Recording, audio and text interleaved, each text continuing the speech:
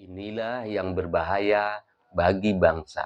Karena kalau rakyat selalu diprovokasi untuk saling membenci, maka energi bangsa hanya habis untuk membalas komentar. Padahal Indonesia hari ini lebih membutuhkan ketenangan daripada kegaduhan.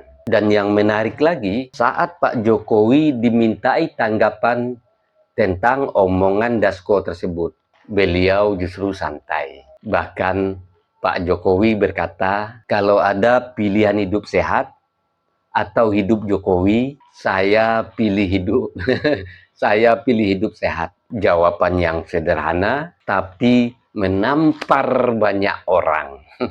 Karena di saat buzzer dan politisi sibuk memelintir suasana, Pak Jokowi malah memilih tertawa dan tetap tenang. Dan disitulah terletak perbedaannya antara negarawan dengan mereka yang hidup dari kegaduhan.